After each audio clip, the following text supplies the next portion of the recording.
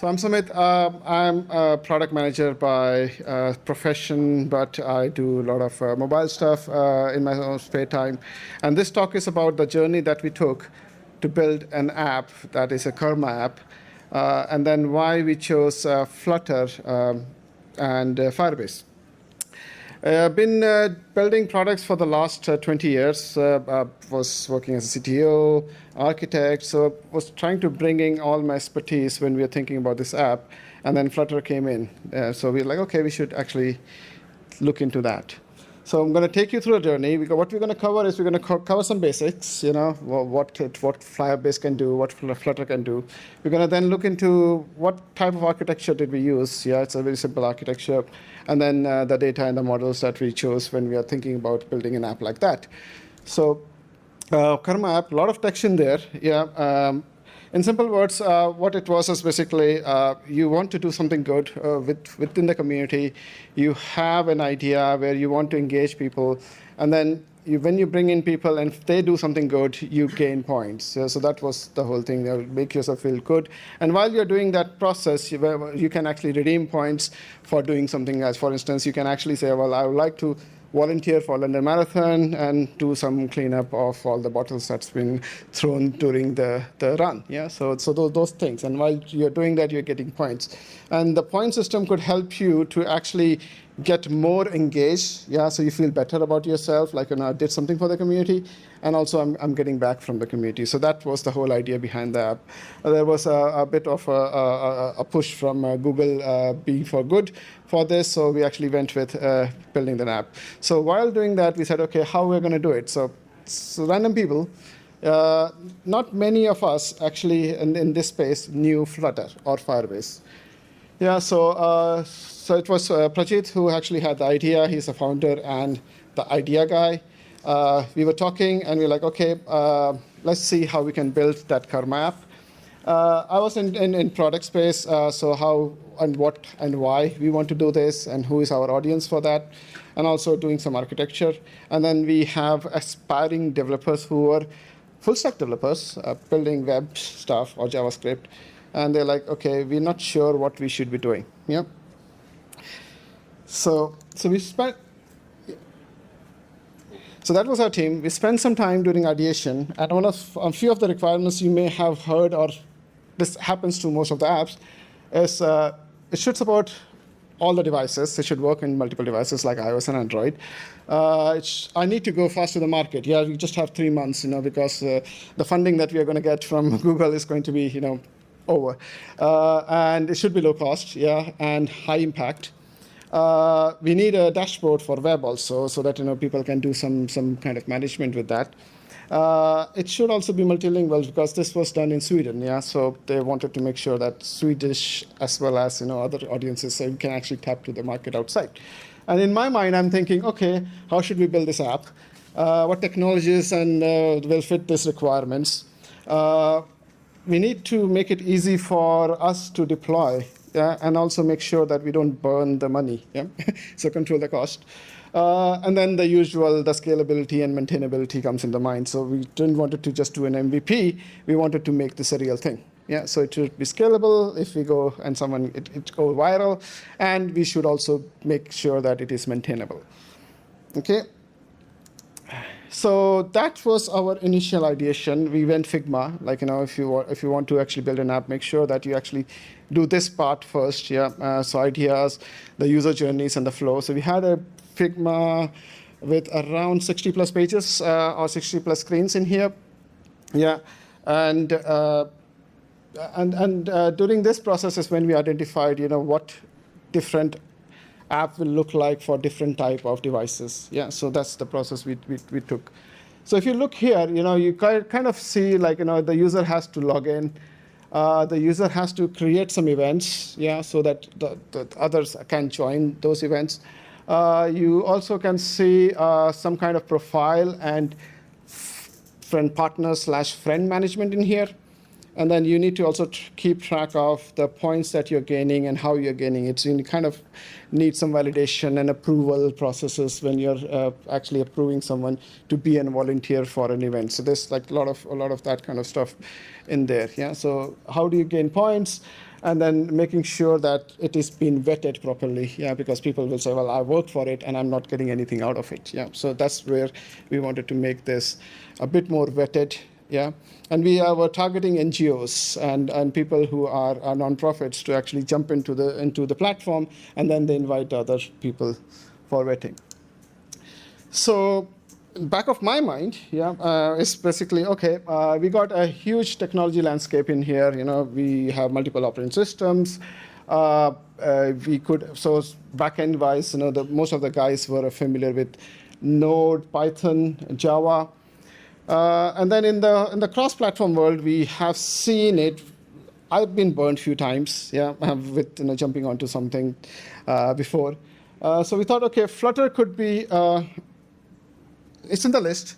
So Flutter could be one of the cross-platform tool that we can actually look into. So I think you've been here all day, yeah, and we know that so the requirement was it should support all devices, iOS and Android, yeah. And then when you look into what Flutter promises, it says, okay, it's a tool to allow native cross-platform built for iOS, Android, and other platforms. Yeah, it used to be iOS and Android, but it's just been going around, and that's something you may have heard this morning. It's an SDK, so it can compile to native. So it's not like a bridge or something like that. It is really compiling to native. And also, it has extensive widget that you can actually tap to when you're building an app. Yeah, so that was in the mind when we are thinking support for iOS and Android. Okay, that ticks the box for us. Okay, then when you are building an app, other thing comes in, and when we saw the UX, we need to store information. We need to actually gather information, and there are different ways of doing it. You can say, okay, for an app, I can think of SQLite, yeah, storage, local storage. Oh, well, I can actually then maybe jump in and create my own custom APIs, yeah, and use some kind of backend, yeah, for that. So that could be SQLite. I'll actually go through the multiple API layers and build that. Or I could, and heard about Firebase. Maybe I can look into that, yeah. So these were the things in consideration when we were thinking of storing based on the UX that was provided for that app. So what does Firebase give? So Firebase is a PaaS, yeah, backend as a service. From the design we saw earlier, we also need to think of storage, data. And Firebase is not the only player in the game. We have other players like AWS Amplify, Superbase, nHost, MongoDB, Realm, AppWrite, and Parse. Yeah. So when I was evaluating that, Firebase came kind of on top as like a lead in the backend as a service space, and that's what we're going to look into today. Why does it fit into most of the use cases that we wanted to use it for? Okay, so it's a BaaS. And if I can see, so the requirement was from the UX, we need to actually support authentication, database, so we can store the events and also see if people can flag it. We need to also store some stuff, which is basically, I know you can't see, it's like images and PDFs over here.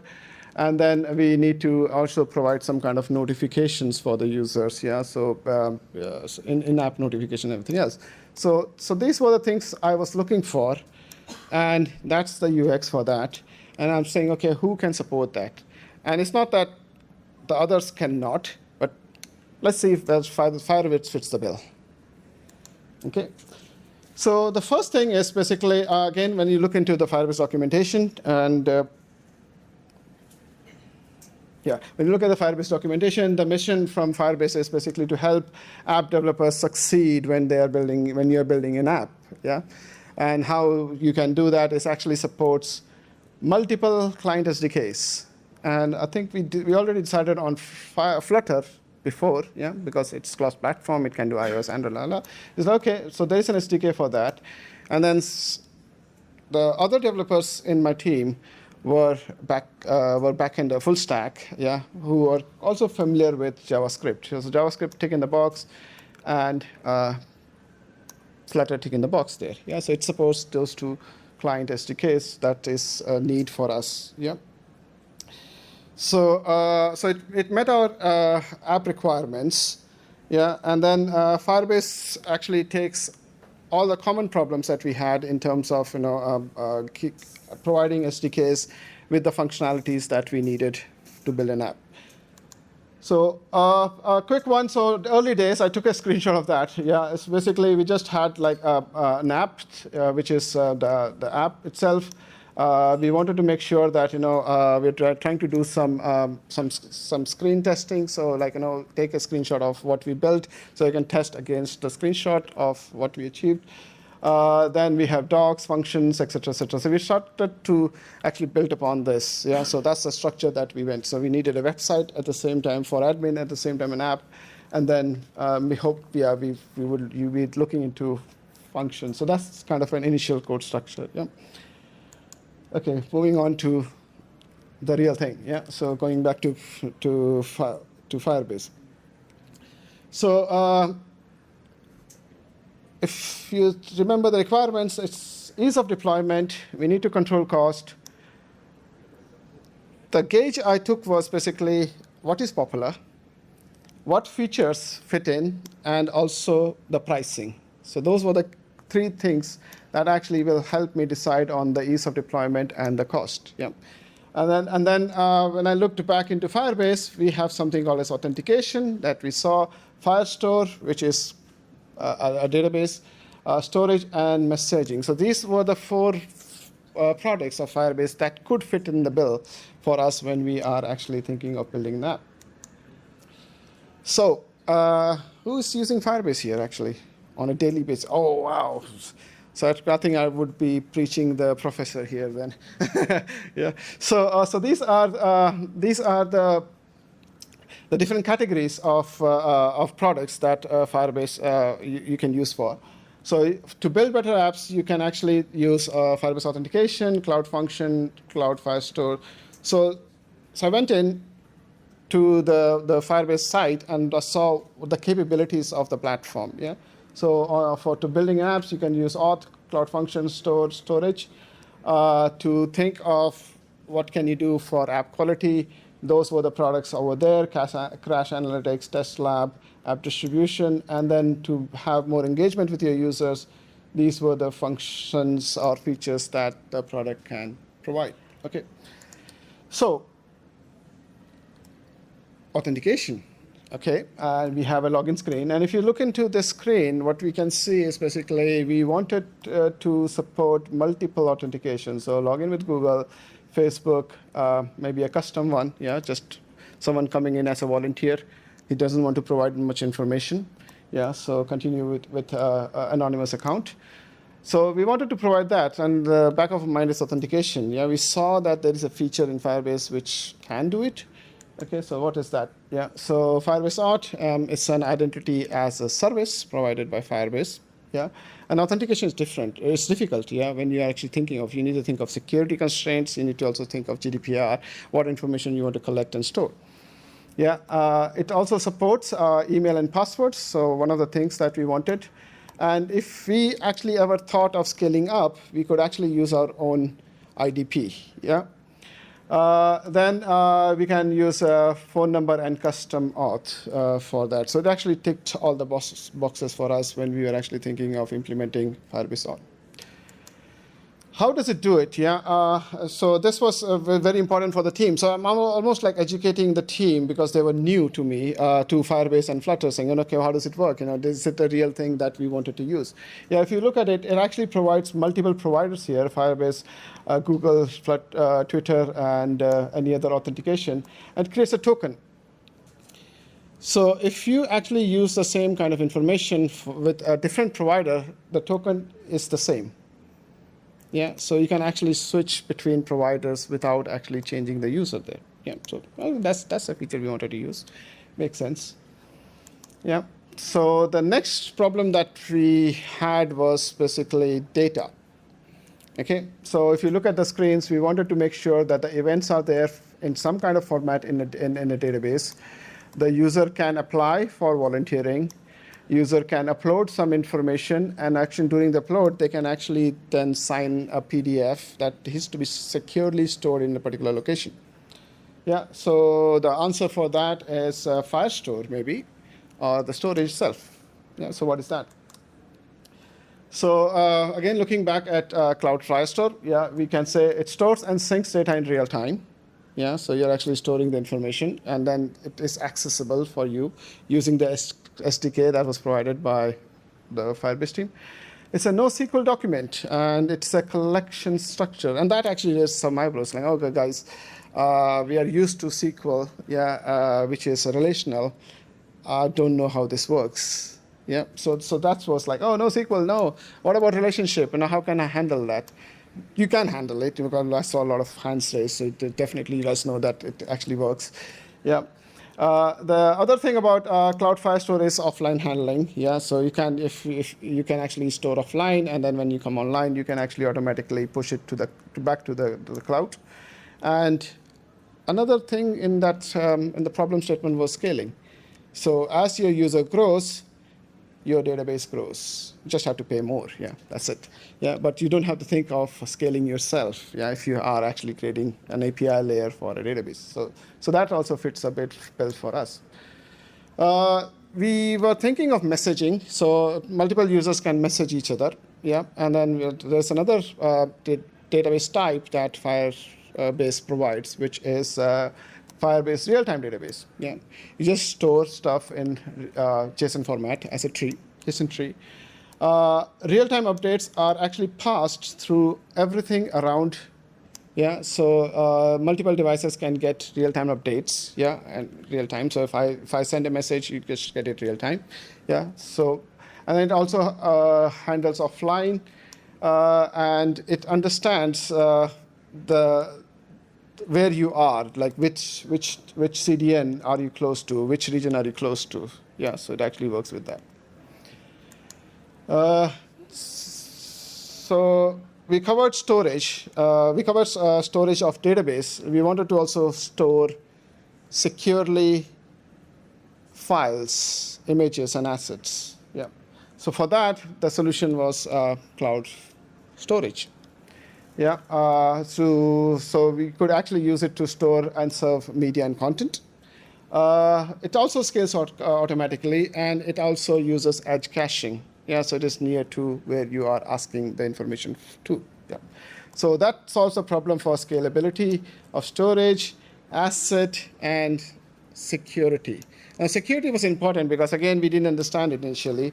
And Firebase out of the box provides security by roles. Yeah, so you can actually then flag it as saying, okay, this is for this particular role, so no one else can access that. Yeah, so it's already inbuilt, so we don't have to do anything to actually cater to that. Okay, this is like, it can actually understand. So while you're actually doing an image upload, and if the connection is slow, yeah, it can actually do retries. Yeah, so the SDK can have the flexibility to do retries while the signal is slower. Yeah, and I'll also push it to the nearest region for you. Yeah, so that's that. So that when you're uploading it, if the device is offline, so offline support, when it comes online, you can actually get it back to the device in question. Yeah, so multi-device upload. Okay.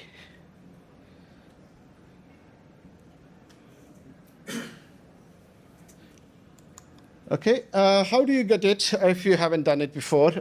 Basically, go to console.firebase.com, create an account, add the Firestore database to your project, register your apps. Yeah, and I think in the latest version, yeah, they actually have a Flutter CLI, yeah, that you can use to actually automatically do all those things that is defined below. Yeah, so you need to change some.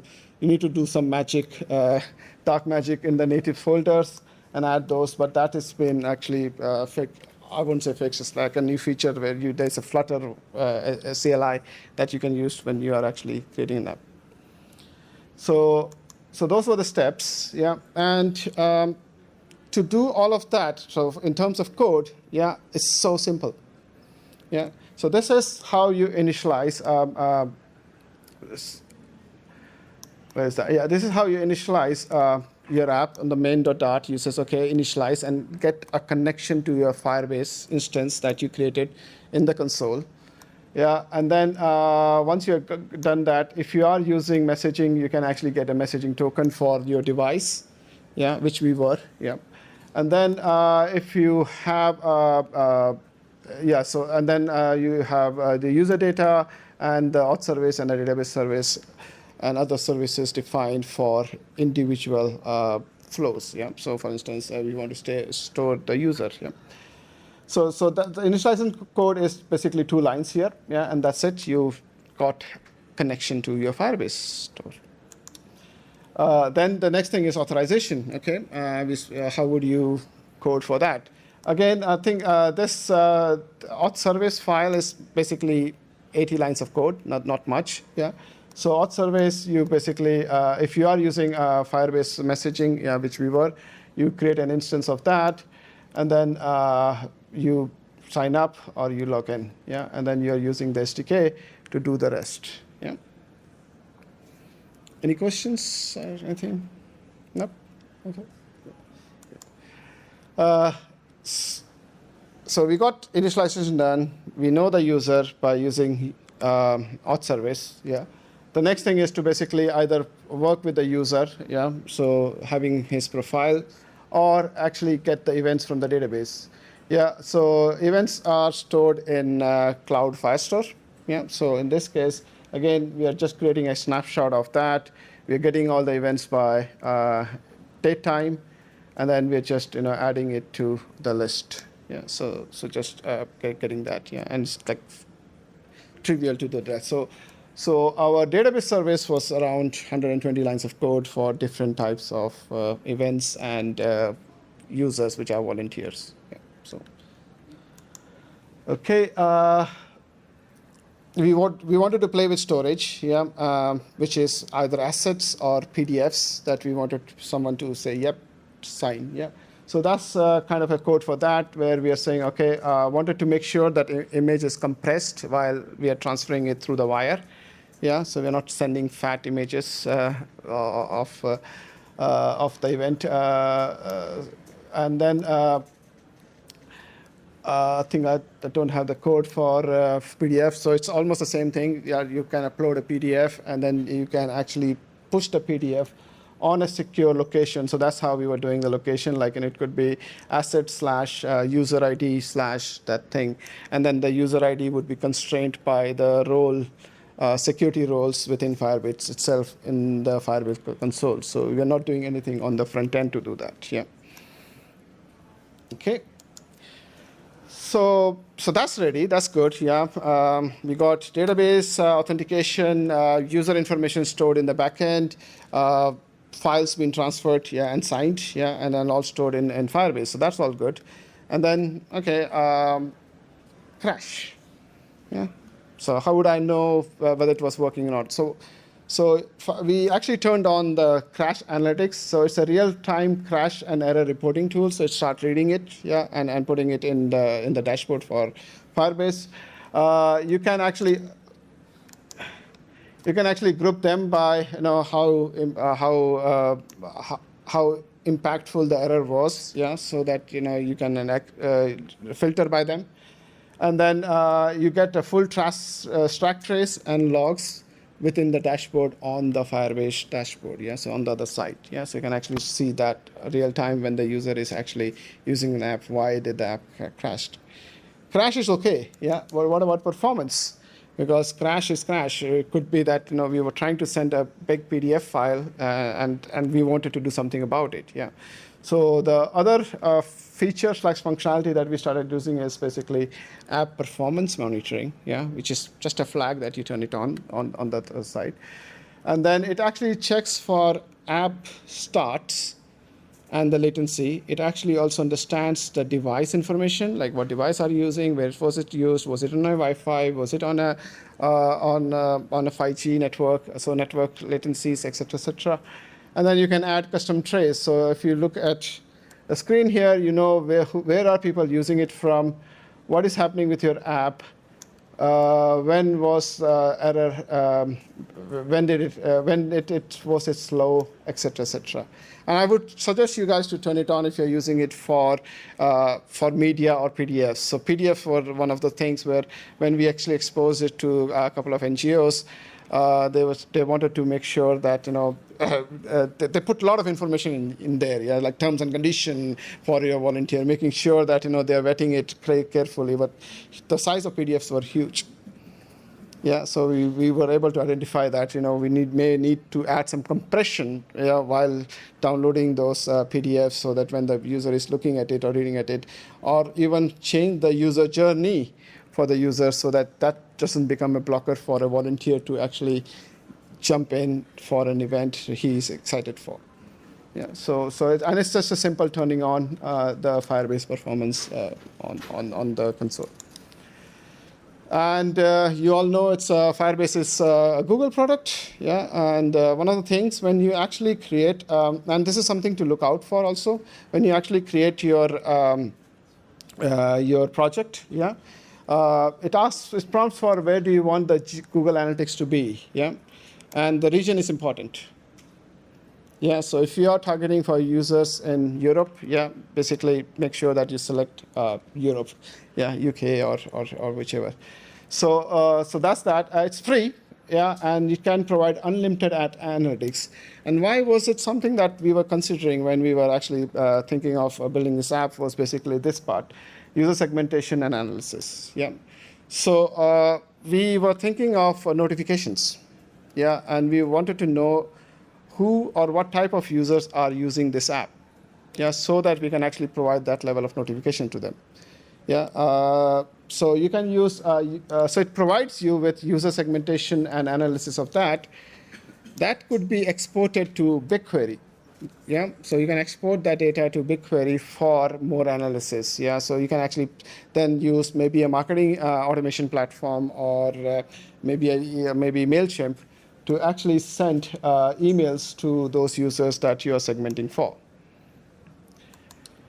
So coming back to messaging, yeah. So we wanted to provide notification to all the users, and the solution for that was Firebase Cloud Messaging. So notification across all the platforms, which is Android, iOS, and web. In the previous slide, I mentioned about Google Analytics. So this is where we can actually start looking at the audiences and the targets that was in Google Analytics and target them for the messaging that we wanted to send. Yeah, so that actually helps you. And then you can actually bring them back to the app. Yeah, so someone says, okay, remind me. Like I think we are seeing that today. I don't know whether it was built on Flutter or not, but when you get when you save your event, it says, okay, come back to the app and then do something with it. Yeah, so that's the engagement that we wanted to do. And then I think on the previous slide I mentioned about GA. So one of our NGO was using it for exporting the data, so that they can actually use MailChimp to send people back to the app as a link. Yeah, so saying, oh, come back to the app, and there's an event for you. Yes, because you are interested in doing, I don't know, sea cleaning. Yeah, so something is kind of interesting for you. So that was the reason why we were using it. And it's so simple. Again, yeah, I think this is a piece of code that we used. We were actually using a package. That's why I actually added that here, which is some notification package. And then what you do is you actually define the channel, yeah, and then the group where the user can belong to, and then start sending them notification. Okay. The last bit again. So as I said, my team was. I think I knew Flutter. I knew a little bit Firebase. The founder heard about it. Yeah, it's like, okay, looks fine. And the two guys were basically in the space of, they've done some Android stuff. They'd never done Flutter or Firebase, yeah. And they don't know App Store, like App Store, yeah, there's an App Store. So we could do app distribution, yeah. So we could actually then distribute to an NGO without actually publishing, yeah. So get the apps to a tester quickly by providing their emails and those information. They can download it, yeah, and then get the feedback from them. It automatically collects, because if you remember a few slides back, we had crash analytics in there. Yeah, so the crash analytics then maps back so that if there are any crashes to the app which you wanted to test with either within your friend circle or within your the business that is funding you, you can actually then make sure that that is automatically collected, yeah, and fix the app, yeah. So it is very useful for identifying where the things are breaking up, yeah, early in the game. This is an interesting feature, yeah, which we used so instead of doing multiple deployments of the app for different type of users, yeah, we used Firebase remote config. It's almost like a feature flag, yeah, but on the server. Okay, so I think I don't have my bubble popping up saying why I did it. So the reason for that was basically we were providing an admin screen for NGOs, yeah, so they can actually do a little bit more administration during the early phase of the app, yeah. So either we could actually distribute app twice, yeah, one for admin and one for volunteers. Or we said, okay, we'll actually have a feature flag in there, yeah, for while they're testing it, so that they get the admin screen, yeah, when they open the app, yeah. So, so feature flag for modern apps, yeah. So you update the behavior remotely. So you're doing it on the server, yeah, saying true or false. You can actually. So when I spoke about volunteers and admins, you can actually then select an audience and customer targeting that you actually had with Google Analytics that was collected, and then target feature toggling or remote config for those audiences. Yeah, and that was a killer feature. I'm like, oh, okay, that's much easier than having more if and else and everything else in the app itself. Yeah, so same app, custom audiences and targeting. You can actually use it for A/B testing. Yeah, so you say, okay, well, everyone who is in Europe do something else. We are actually brainstorming it. Can we use it for multiple language support, like Arabic, Yeah, so on a remote, if you say, okay, people are from this region, yeah, they will be getting an inverted. Inverted version of the app rather than the usual. It's nothing but a key value pair in the cloud. Yeah, so it's just like any CI/CD platform that you have used with a key value pair when you're deploying it. Yeah, so it's just a key value pair in the cloud. What it does also is basically very cleverly caches it. Yeah, so it does not always. It's not very chatty. Yeah, so it just caches it, so it's back on the app itself. And then you start using it when you're targeting particular users. So what we also did is basically we provided some functionality during testing and further by writing some cloud functions. It's party time. I think I may have 4 more slides and then we can jump out. Yeah, 5 minutes. Yeah. So we got cloud functions. So in this case, what we are doing is we are actually sending using cloud functions. So I'm very comfortable for someone who has actually done Node before. Yeah. So it looks like a JavaScript. We are taking a device token. So same kind of code where we are initializing an app using that, and then we are sending some payload to a device, yeah, a targeted device, yeah. And you can do more with this. Yeah. So that's the cloud function that you can use deployed on Firebase. Yeah. So target users send us information using Node. I don't know whether you still remember the app itself. So one of the requirements from Prajit was, okay, we need to support multilingual, and we were not sure whether it is we needed to support it on the app itself or the content that the user was building. So if I actually says there's an event, I'm typing the event name and yeah, so we didn't want the admin to actually write the event description in multiple language. Yeah, so what we thought about here was basically use Firebase extensions. Yeah, and there is an extension where you can actually do. It's a Google extension. If you go to Marketplace, you can see translate. So you can actually use an extension and then point it to a Cloud Firestore data, and then automatically translate the results of the description. In our case, it was description. So we actually had description for different languages, and that was translated by Google Translate. So no code again. So automatically support for translation. We are actually exploring this. So people want to search. Right now, you can search for event by name and some other information like who built it, but fuzzy search through description. Like anything within when someone has actually created an event. And we are looking at Algolia.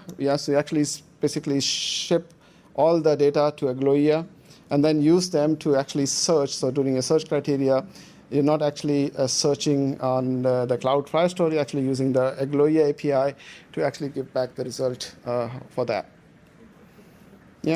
So, and most of them are basically, I'm not doing much coding here. It's just like, using stuff to build an app.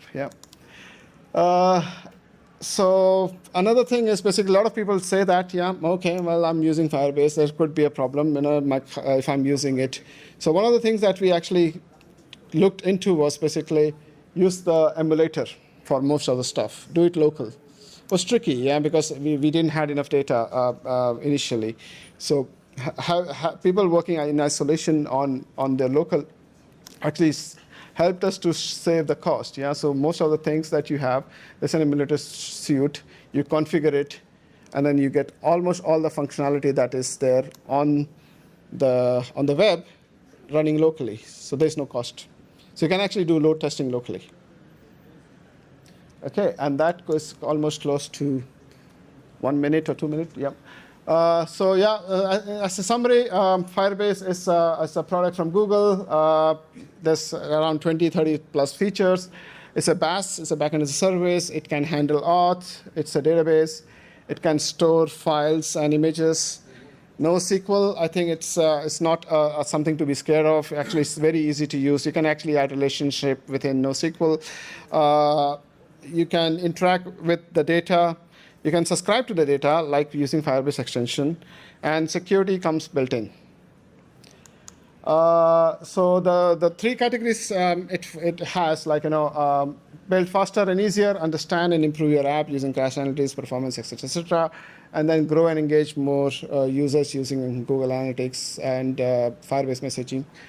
And then, as I said, it supports multiple SDKs. So you can iOS, Android. I think I should have a Flutter one here soon. Web and C# and Flutter itself, which is actually an iOS and Android version, but kind of hidden. That's it. I thought there will be people who will be newbies, so there's like a place where you can what the path we went through to learn about Flutter and Firebase working together. So this is the link for that. And thank you. And see if you are actually creating something. And I saw a lot of hands raised, so you're definitely creating something with Flutter and Firebase. Thank you for that.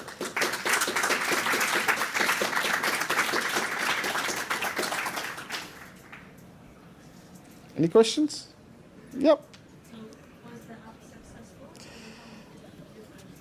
So we didn't burn the money. That's for sure. The app has been vetted to a few NGOs, who were looking into that. The market, what we thought of, jumping on it, that hasn't happened. It is basically still in that phase. It looks like we may have to also think of a better UX in terms of onboarding exercise. Because I think it's almost like a chicken and egg situation. If NGOs are there trying to promote and get some karma out of it, then users are going to join in. So if you actually have try before you buy, does not work for us. So we are kind of trying to get more NGOs. I think there is some 4 or 5 in Sweden who are actually engaged with this. But I think we needed to make it a platform, which is still working out, how to do that.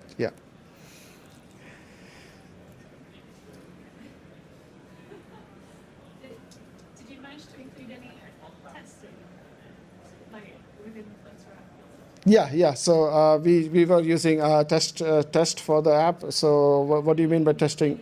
Unit test, So we actually went through a proper unit test and.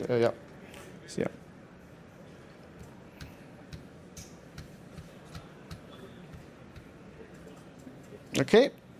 No, nothing else. Thanks again, guys.